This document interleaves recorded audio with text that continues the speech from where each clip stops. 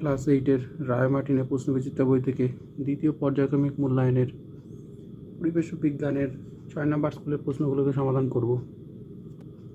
একের প্রথম প্রশ্ন, শিশির পড়ে কেন?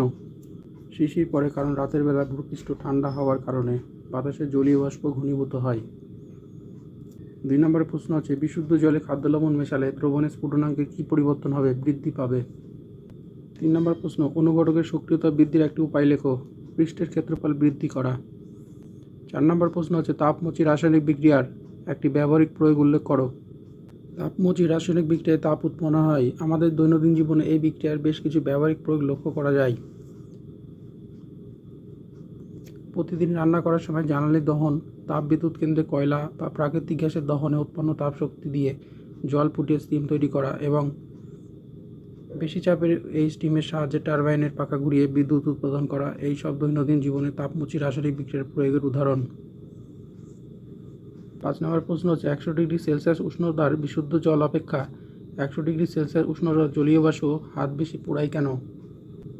100 ডিগ্রি সেলসিয়াস উষ্ণতার জলীয় বাষ্প 100 ডিগ্রি সেলসিয়াস উষ্ণতার জলের চেয়ে বেশি তাপ বহন করে। যখন জলীয় বাষ্প হাতে লাগে তখন এটি ঘনীভূত হয়ে জলে পরিণত হয় এবং এই ঘনীভবনের সময় এটি তার লুকোনো বাষ্পীভবন তাপ নির্গত করে। এই অতিরিক্ত তাপের কারণে জলীয় বাষ্প জল থেকে বেশি পোড়ায়। 6 নম্বর প্রশ্ন হচ্ছে, পরিচলন ও বিকিরণ পদ্ধতির মধ্যে একটি প্রধান পার্থক্য লেখো।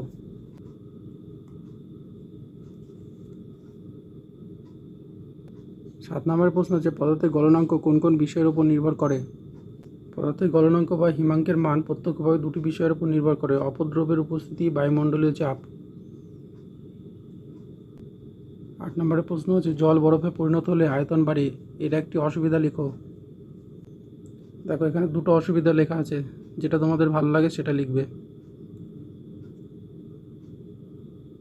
9 নম্বর প্রশ্ন হচ্ছে, ইগলু বরফের তৈরি হয় কেন?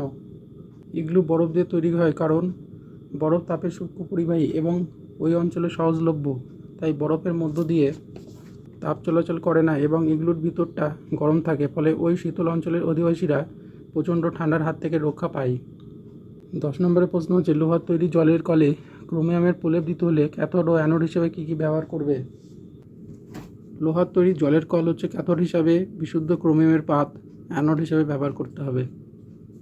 2 প্রথম প্রশ্ন, থার্মোফ্লাস্ক যন্ত্রে বিকিরণ পদ্ধতিকে কিভাবে বাধা দেওয়া হয়? এখান থেকে এই পর্যন্ত।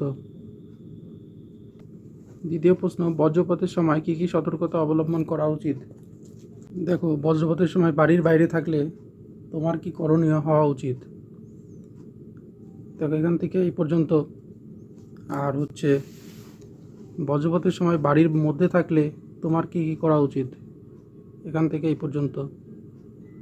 2-3, তড়িৎ বিশ্লেষ্য পদার্থ বলতে কি বোঝায়? দেখো, তড়িৎ বিশ্লেষ্য পদার্থ যেসব পদার্থ জলীয় দ্রবণে বা গলিত অবস্থায় তড়িৎ পরিবহন করে এবং তড়িৎ প্রবাহের ফলে স্থায়ী রাসায়নিক বিয়োজন হয়ে নতুন ধর্মবিশিষ্ট পদার্থ উৎপন্ন করে তাদের তড়িৎ বিশ্লেষ্য পদার্থ বলে। উদাহরণ, অ্যাসিড, ক্ষার, লবণের জলীয় দ্রবণ। 2-4, NaCl গলিত দ্রবণের মধ্য দিয়ে তড়িৎ চালনা করলে ক্যাথোড ও অ্যানোডে কী কী উৎপন্ন হবে? বিক্রিয়া সহ লেখো। উত্তরটা এখান থেকে এ পর্যন্ত। 2-5, কোনো তরলের স্ফুটনাঙ্ক উল্লেখ করার সময় চাপ উল্লেখ করা উচিত কেন? কোনো তরলের স্ফুটনাঙ্ক উল্লেখ করার সময় চাপ উল্লেখ করা উচিত কেন? চাপ বাড়ালে তরলের স্ফুটনাঙ্ক বেড়ে যায় এবং চাপ কমালে স্ফুটনাঙ্ক কমে যায়, তাই তরলের স্ফুটনাঙ্ক উল্লেখ করার সময় চাপে উল্লেখ করা হয়। 2-6, একটি বস্তুর ভর 100 গ্রাম, আপেক্ষিক তাপ 0.09 calorie per gram into degree Celsius. বস্তুটির উষ্ণতা 50 ডিগ্রি সেলসিয়াস থেকে বৃদ্ধি করে 90 ডিগ্রি সেলসিয়াস করতে হলে কতটা তাপ গ্রহণ করতে হবে?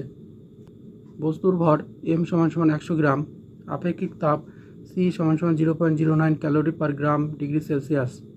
প্রাথমিক তাপমাত্রা T1 হচ্ছে 50 ডিগ্রি সেলসিয়াস, চূড়ান্ত তাপমাত্রা T2 হচ্ছে 90 ডিগ্রি সেলসিয়াস।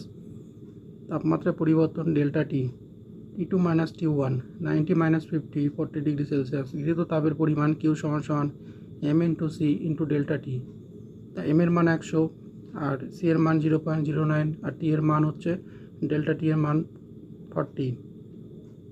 তা ক্যালকুলেশন করে দেখো, Q = 360 ক্যালোরি। অতএব বস্তুটির তাপমাত্রা 50 ডিগ্রি সেলসিয়াস থেকে 90 ডিগ্রি সেলসিয়াস করতে 360 ক্যালোরি তাপ গ্রহণ করতে হবে। 2-7 রাসায়নিক বিক্রিয়ার প্রভাবক কারা?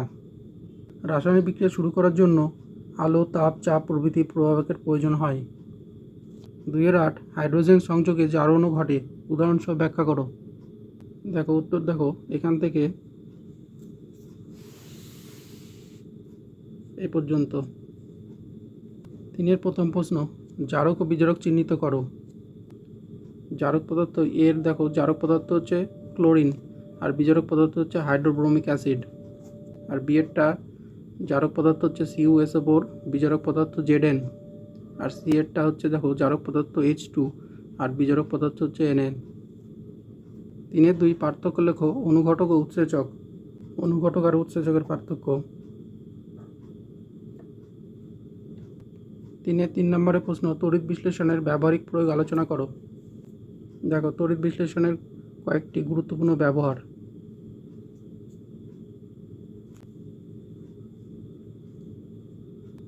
লাইফ সায়েন্সের 1-এর প্রথম প্রশ্ন, শিমবিগোত্রীয় উদ্ভিদের মূলে ড্যাশ নামক ব্যাকটেরিয়া বসবাস করে, রাইজোবিয়াম।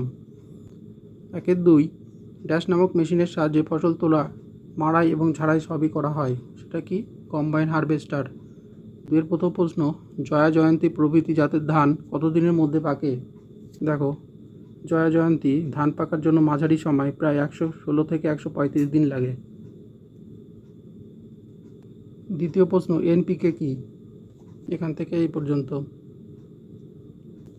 2-3 জলসেচ করার একটি চিরাচরিত পদ্ধতির নাম লেখো। দেখো জলসেচের চিরাচরিত পদ্ধতিগুলির নাম। জলসেচের চিরাচরিত পদ্ধতিগুলি হলো দড়ি, বালতি, পুলি, নালা পদ্ধতি, পাতকুয়া থেকে জল তোলা।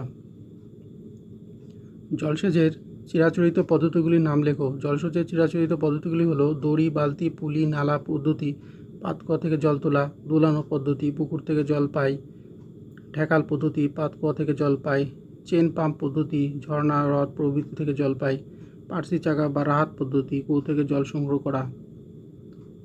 2-4 নম্বর প্রশ্ন হচ্ছে এপিআরি কি? দেখো এখান থেকে এই পর্যন্ত। 2-5 গোল্ডেন রাইস কি? গোল্ডেন রাইস কি? উত্তরটা এখান থেকে এই পর্যন্ত।